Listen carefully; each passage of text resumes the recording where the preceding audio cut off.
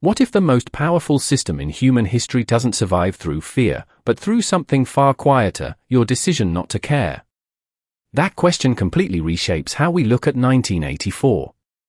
Because the instinct is always to imagine power as something loud, violent, constantly watching. But what if the real mechanism isn't surveillance at all? What if it's something almost invisible, human indifference becoming the foundation of control itself? Here's the uncomfortable shift. In every system that appears absolute, there is always a hidden dependency.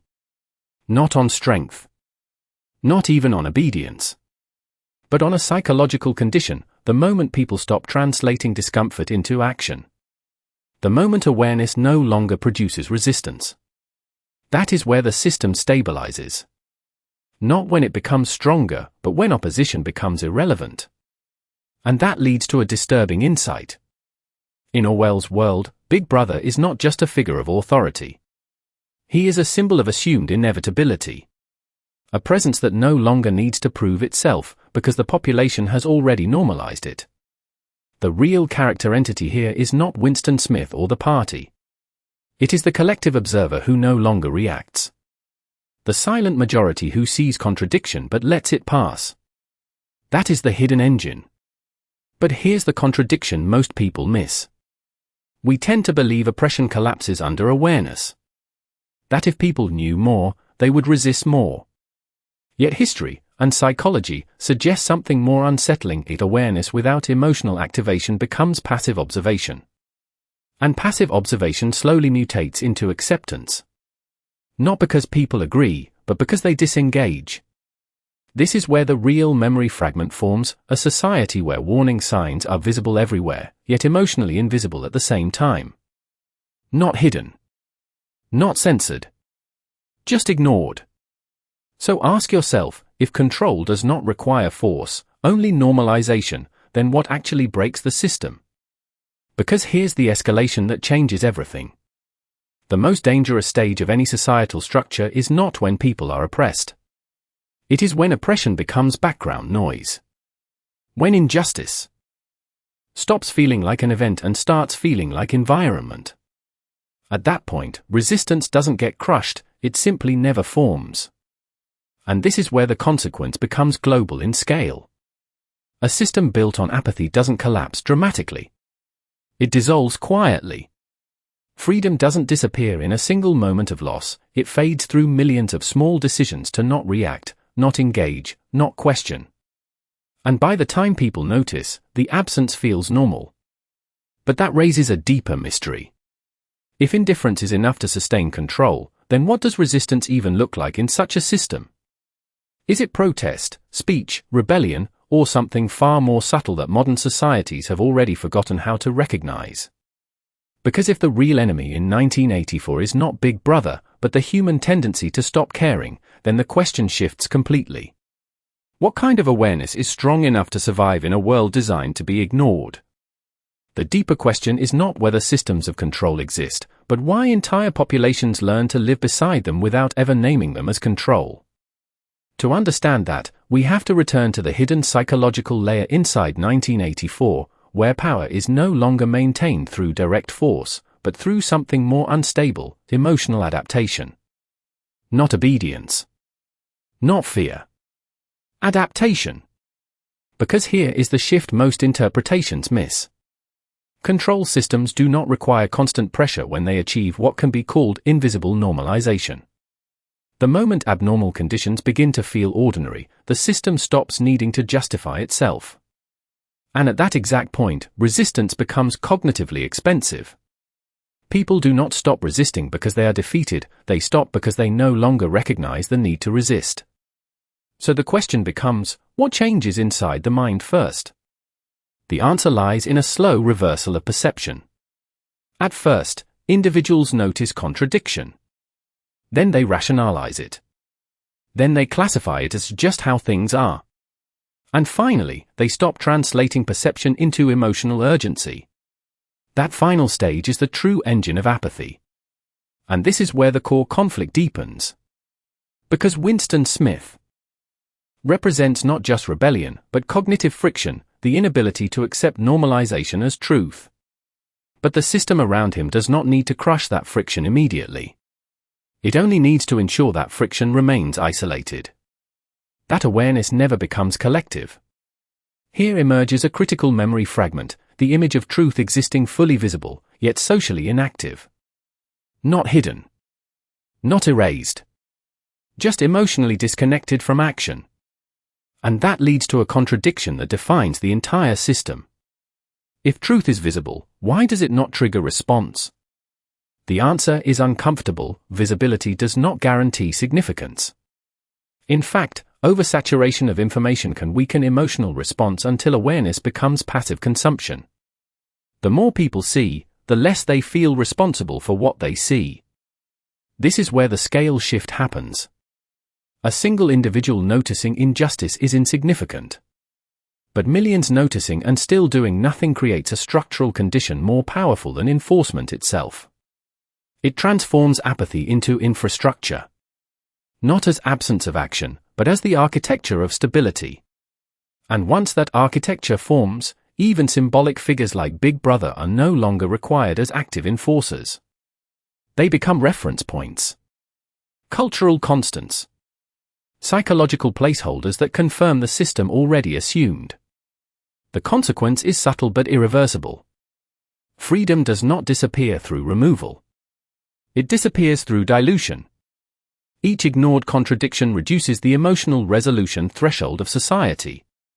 What once required reaction now requires interpretation.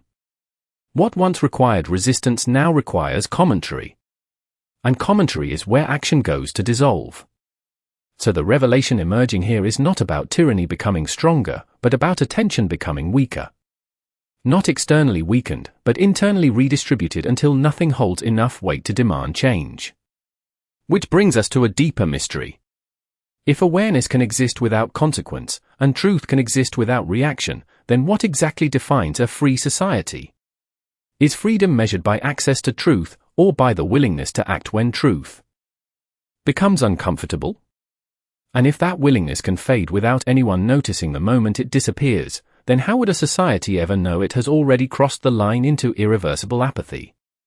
The most unsettling stage of any system is not when people are forced into silence, but when silence becomes their default way of interpreting reality. And that is where the hidden contradiction inside 1984 begins to fully surface. Because at first, the system appears to rely on external pressure. Surveillance. Rules. Language control. But beneath that surface layer, something more fragile is happening. The system is quietly outsourcing its stability to perception itself. It no longer needs constant enforcement if individuals begin to self-filter their reactions before they even form. So the question becomes unavoidable: what happens when awareness itself learns to stop generating urgency?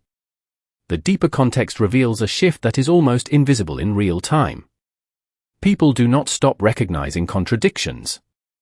They simply stop treating contradiction as a signal. It becomes background texture. Like static on a screen that no longer demands adjustment. This is not ignorance. It is adaptation without resistance. And that is where the real fracture begins.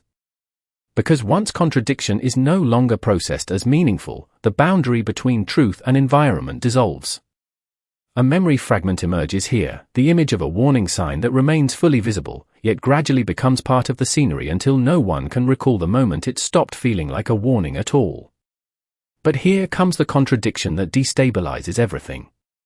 If people are still capable of recognizing truth, why does recognition not translate into action? The escalation is subtle but irreversible. Recognition without emotional activation becomes a neutral state. And neutral states are where systems stabilize most efficiently. Not through belief. Not through agreement.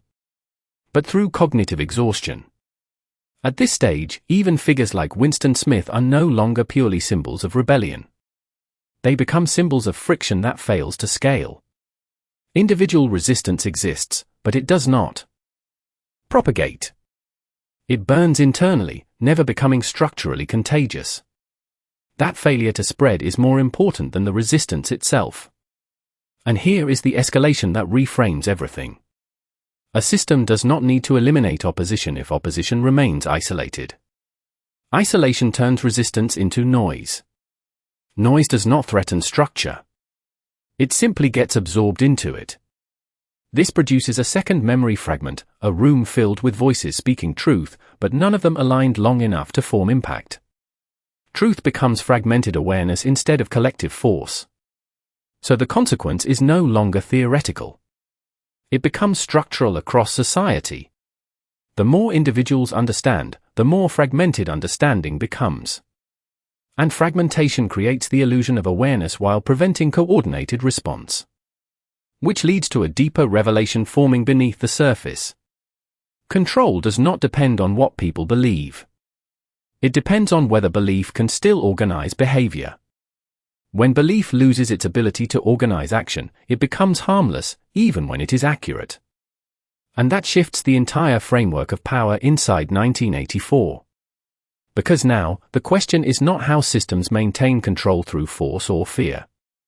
The question becomes how systems survive when truth is everywhere, but response is nowhere. And this leads into a more dangerous mystery. If collective awareness can exist without collective reaction, then what is the final threshold that separates a functioning society from a silent one that only appears awake?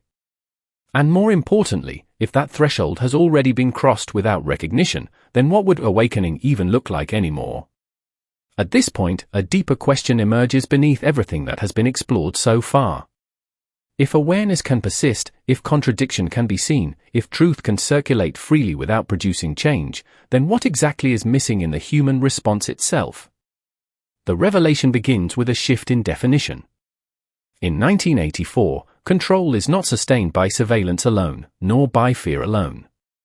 Those are only surface mechanisms.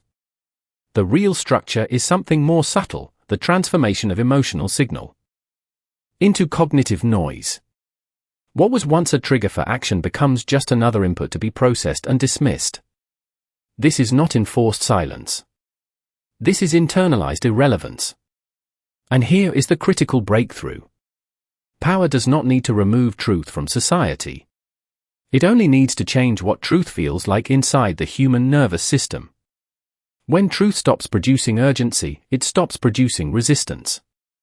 And when resistance stops forming, systems no longer require visible enforcement to remain stable. This is the hidden architecture beneath everything. A memory fragment forms here, a public square filled with warning posters, unchanged for so long that their meaning has decayed into decoration. Not destroyed. Not censored. Simply absorbed into the visual background of daily life. And that leads to a deeper insight. The real function of a system like this is not to convince people of a lie, but to exhaust their capacity to respond to truth. Once that threshold is crossed, even accurate perception becomes operationally useless.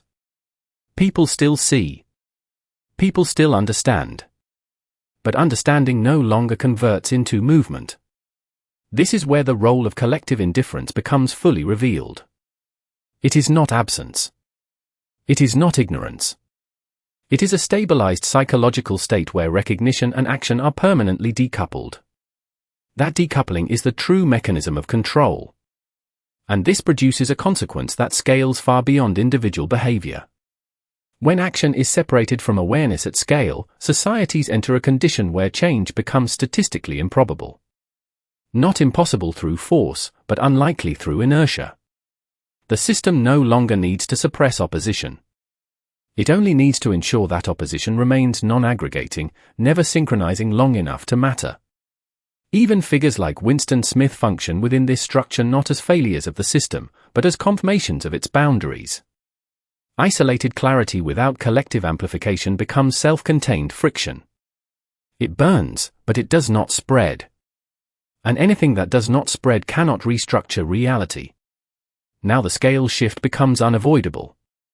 What begins as a psychological pattern inside individuals expands into a civilizational condition, awareness without consequence, truth without activation, perception without coordination. A society does not collapse under pressure. It stabilizes under disengagement.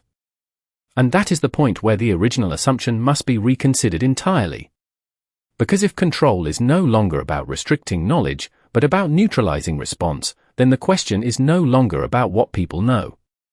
It becomes about what knowledge still has the power to move. And here lies the final revelation of this stage, still incomplete, still unresolved. If a population can fully recognize a system, accurately describe its structure, and still remain unchanged in behavior, then what remains of resistance itself? Is resistance defined by awareness, or by the ability of awareness to become impossible to ignore? The real question underneath everything now is not whether people understand the system they live inside, but whether understanding alone has ever been enough to change anything at all. And this is where the core revelation fully locks into place. Inside 1984, the true structure of control is not built on deception, coercion, or even fear as a primary mechanism. Those are secondary tools. The foundation is something far more unsettling, the systematic separation of perception from consequence. A world where seeing does not require responding, and knowing does not require acting. That separation is the real architecture of stability. Because once awareness stops producing behavioral output, reality becomes functionally inert. Not because people are unaware, but because awareness has been stripped of its operational force. This is the point where control no longer needs to suppress thought. It only needs to ensure that thought remains non-transactional. And here is the core insight that completes the hidden structure. The system does not survive because people believe in it. It survives because people can recognize it and still remain unchanged by that recognition. That is the deepest form of normalization, not agreement, but irrelevance. A memory fragment emerges here, a handwritten slogan. On a cracked concrete wall, partially faded by time, still readable, still true, yet completely ignored by the people walking past it every day. Not erased. Not hidden. Simply bypassed. This is the real function of collective indifference. It is not a lack of awareness. It is the conversion of awareness into background noise. Once truth becomes noise, it loses its ability to reorganize behavior, even when it remains fully visible. And this expands the understanding of all major entities within the system. Big Brother is not the source of power. The party is not the engine of control. They are structural expressions of a deeper mechanism, a society that has learned how to metabolize contradiction without reacting to it. Their role is not to enforce belief, but to maintain the conditions in which disbelief is harmless. Now the consequence becomes undeniable. A population that can perceive injustice without acting upon it creates a stable equilibrium where no single contradiction is strong enough to accumulate into transformation. Change requires convergence. But apathy dissolves convergence at the source. It fragments attention, disperses urgency, and neutralizes collective momentum before it can form. And this is where the scale shift reaches its final form. The issue is no longer political or historical. It becomes civilizational. Because any system, regardless of ideology, eventually relies on the same fragile substrate, the human ability to convert awareness into coordinated response. When that conversion breaks, systems do not collapse violently. They persist in a state of permanent inertia, endlessly observable but never disrupted.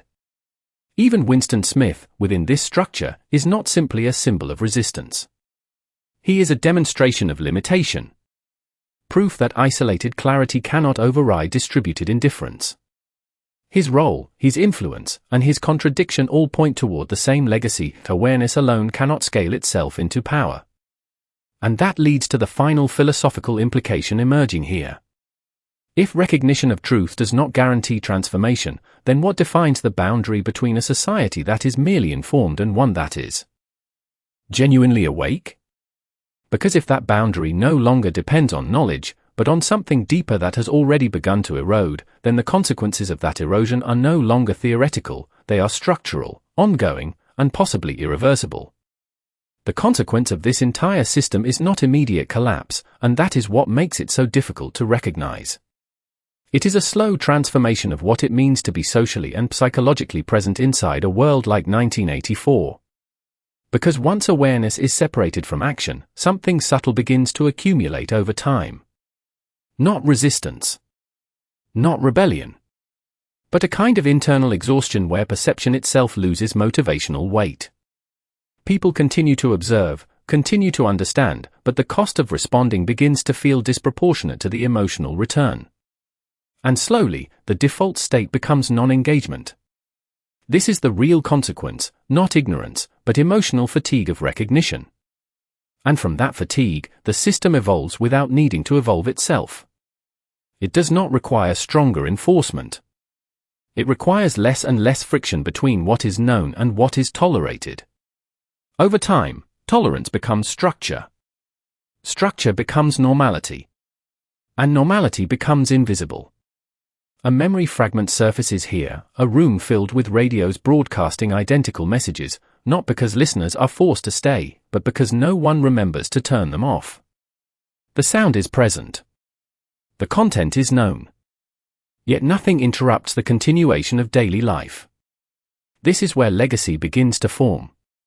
The legacy of such a system is not architecture or policy. It is psychological inheritance. A learned pattern where individuals unconsciously prioritize continuity over disruption. Stability over confrontation. Familiar discomfort over uncertain change. Even when they fully understand the cost of that choice. Inside 1984, this becomes the silent afterlife of control. Not a regime that ends, but a mindset that persists beyond its visible structures. The most enduring systems are not those that dominate bodies, but those that shape what people consider worth interrupting. And here is the scale shift that completes this layer.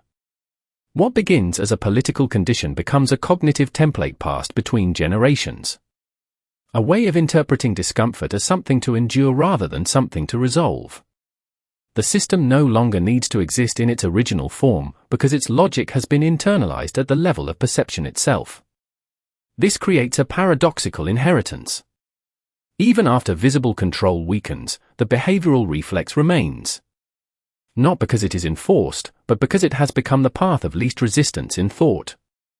And that is the most important legacy of all, the transformation of resistance into a forgotten instinct rather than an active choice. A second memory fragment appears at a city street at night, illuminated but quiet, where thousands of people walk past the same unresolved signals without ever synchronizing their attention long enough to change them. Everything is seen. Nothing is aligned. From here, the reflection deepens. If a society can inherit patterns of disengagement more effectively than it inherits ideas of resistance, then what exactly determines whether awareness becomes transformative or merely observational? Because at this point, the distinction between freedom and structure is no longer external. It is embedded in how perception organizes itself in the absence of urgency. And that leads into the final unresolved question. If the legacy of control is not the system itself but the continued absence of coordinated response long after the system changes shape, then what does it actually take for a population to break a pattern that no longer appears as a pattern at all? In the end, the most important realization is not about systems, or symbols, or even the architecture of control itself. It is about something far more intimate, something that never appears on the surface of 1984, yet quietly determines whether any structure of power can ever truly hold. It is the moment when awareness stops being enough to disturb behavior. Because everything that has been uncovered leads back to a single, uncomfortable truth: societies do not collapse only when they are broken. They dissolve when disruption no longer feels necessary. When people can fully perceive imbalance, contradiction, and distortion, and still choose psychological continuity over interruption, the system no longer needs to enforce itself externally. It becomes self-sustaining through human adaptation. And that is where the final insight settles. The real boundary between freedom and containment is not built from walls or surveillance. It is built from responsiveness. The capacity for perception to become action before it decays into observation. When that capacity weakens, even truth loses its urgency. Even clarity loses its weight. A memory fragment returns here, echoing across everything seen before, a faded warning written on an ordinary street surface, visible to everyone, meaningful to no one, existing in plain sight yet unable to interrupt a single passing thought.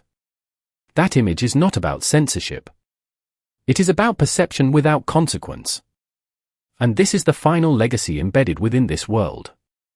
Not domination. Not rebellion. But a psychological inheritance where attention itself becomes fragmented across so many signals that no single signal can anchor collective response long enough to matter. The system does not endure because it is strong. It endures because reaction becomes increasingly delayed, distributed, and eventually dissolved. Even within the world of 1984, the most lasting imprint is not fear of authority, but the gradual normalization of non-response. A condition where seeing and doing are no longer connected by instinct, only by effort. An effort, over time, is something most systems do not need to suppress. They only need to exhaust. What remains after all of this is not a conclusion, but a reflection that cannot close itself. Because if a society can continue to function while fully aware of its own distortions, and if individuals can recognize imbalance without ever feeling compelled to interrupt it, then the question is no longer about how systems control people. It becomes something more unsettling. What happens to a civilization when awareness no longer guarantees interruption, and interruption is the only thing that ever kept awareness alive in the first place?